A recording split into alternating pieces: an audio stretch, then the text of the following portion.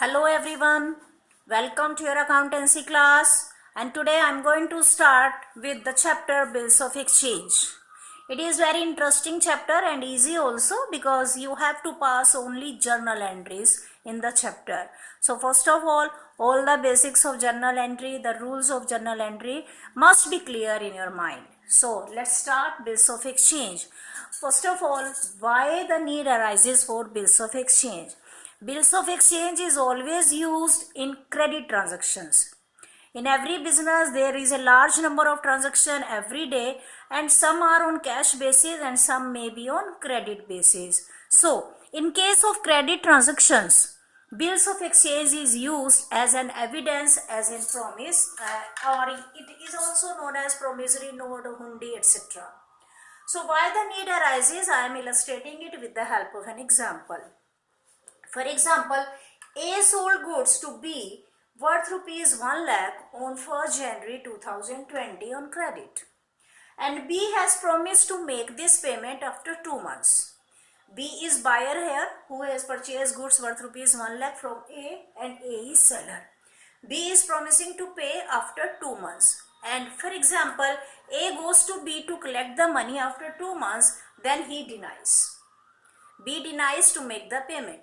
Now A is not having any evidence or any proof to prove in the court that he has purchased goods from me on credit and he has made promise to make payment after 2 months. So to avoid such type of circumstances, a bill of exchange is drawn. What is bill of exchange? It is a handwritten instrument. It is a handwritten instrument just like this. And in this document, in this legal document, that is bill of exchange, everything is written and it is always written by, drawn by A. He writes here that I am selling goods to B worth rupees 1 lakh on 1st Jan and he has promised to make the payment after 2 months. And in the bottom, A and B both will sign. And after signing of both the parties, this document will become, this piece of paper will become bills of exchange. Now, it will be known as bills of exchange. In short, it is known as B/E. And the same document for A, because A is seller of goods, he has to receive the payment. The same document will become bill receivable, and in short it is known as BR.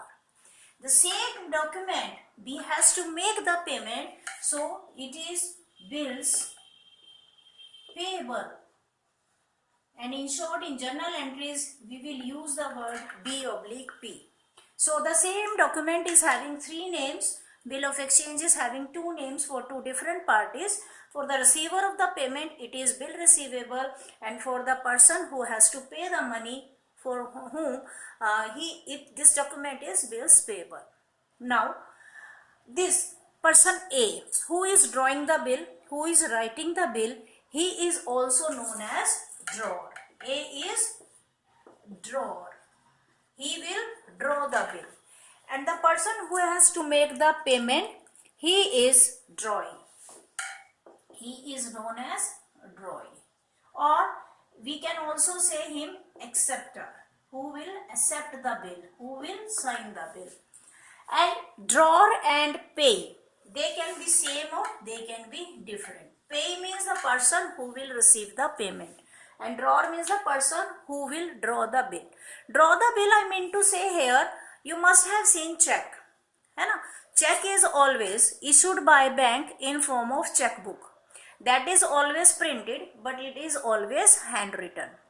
Check is issued by the person who has to pay the money, but this bill of exchange is drawn by the person who has to receive the money. Check is signed by the person only who has to make the payment, who is giving the check, who is issuing the check. But this bill of exchange is signed by both the parties. Check is valid till the 6 months, the date which is mentioned on the top of the check. But this bill is valid only up to the date which is mentioned here plus 3 days. 3 grace days, this concept I will make it clear later, and the date mentioned here, the time period mentioned here, plus 3 grace days are added always, and up to that date this bill is valid. Check is kept by the person who will receive the payment. It is given by the person to the party to whom he has to make payment, and after that he deposits the check into bank to cash it. But here this bill of exchange is kept by the person who has to receive the money, but on the maturity date he will return the same to the drawee, to the B, to from whom he has to collect the money. एक बहुत easy example से मैं बच्चों को हमेशा concept clear करते हूँ. मान लीजिए आपने टेलर को कुछ कपड़े स्टिच होने के लिए दिए हैं, या आपने ड्राई क्लीनर को कुछ कपड़े ड्राई क्लीनिंग के लिए दिए हैं, तो in return he issues U A receipt, एक रसीद वो देता है जिस पर आपके कपड़ों की डिटेल मेंशन होती है कि आपने क्या क्या कपड़े ड्राई क्लीनिंग या स्टिचिंग के लिए दिए हैं, क्या वो चार्जेस लेगा उनके, और क्या डिलीवरी डेट है, किस डेट को वो ये वापस करेगा. एंड टिल दैट डेट आप उस रेसिप्ट को बहुत संभाल कर रखते हो, और फिर वो जो डेट मेंशन है उस डेट पर या उसके बाद जाकर आप वो रेसिप्ट टेलर को या ड्राई क्लीनर को देते हो. ड्राई क्लीनर या टेलर वो रेसिप्ट आपसे ले लेगा और आपके क्लोथ्स आपको दे देगा. अगर आपके पास वो रेसिप्ट नहीं है, then he will not give you the delivery of your clothes. Clear? बिल्कुल सेम कंसेप्ट यहाँ पर है. दो ड्रॉर है जिसने पेमेंट लेनी है, वो इस बिल को संभाल कर रखेगा उस डेट तक जो मैच्योरिटी डेट है. मैच्योरिटी डेट का कॉन्सेप्ट अभी मैं क्लियर करूंगी आपको कि व्हाट डज इट मीन. और उसके बाद मैच्योरिटी डेट पर जाकर, यानी कि जिस डेट को ये बिल कैश होना है उस डेट पर ये बिल वो बी को जमा करा देगा और बी उसको पेमेंट दे देगा. ये कॉन्सेप्ट है हमारा बिल्स ऑफ एक्सचेंज का.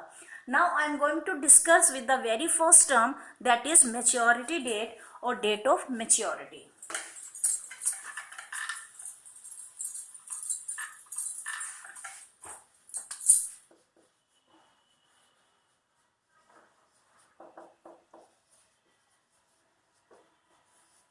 Maturity date means the date on which bill will be encashed. अभी हमने एग्जांपल लिया था कि A ने B को गुड्स सेल किए हैं और B ने 2 मंथ्स का टाइम मांगा है.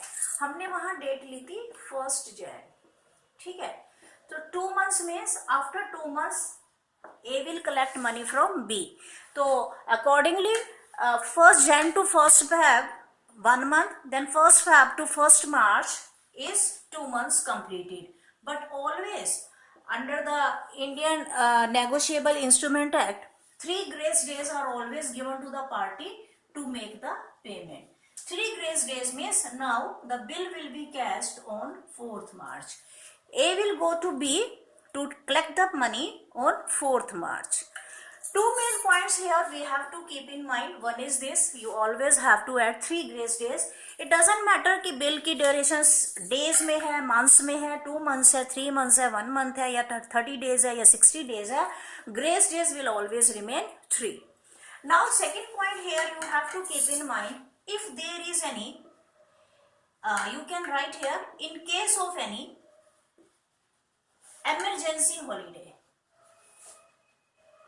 Emergency holiday means सडनली कोई छुट्टी करनी पड़ी सरकार को, या due to some reason the day maturity date, मान लीजिए 4 मार्च को ही है, कोई छुट्टी डिक्लेयर हो गई, शहर बंद है, पूरा भारत बंद है, या कुछ भी है, तो उस केस में 1 more day will be added. The bill will be cashed on 5th March, right? But the third point is that if the date is falling, maturity date is falling on any national holiday. National holiday होती है, ये Diwali Dussehra is not your national holiday. National holiday is 2 October, 26 January and 15th August. If maturity date is falling on any of these 3 dates, then 1 day will be subtracted. एक दिन पहले, 1 day prior bill will be encashed. For example, I am selling goods, यहाँ पर लिख रही हूँ मैं on 12th June and 2 months का टाइम है. ठीक है, तो accordingly 2 months means 12th June, from 12th June to 12th July 1 month, then from 12th July to 12th August 2 months, and then 12th August plus 3 grace days is equal to 15th August. But 15th August is national holiday. In that case, you will subtract one day and bill will be cashed on 14th August. These are three main points which we have to keep in mind while calculating maturity date.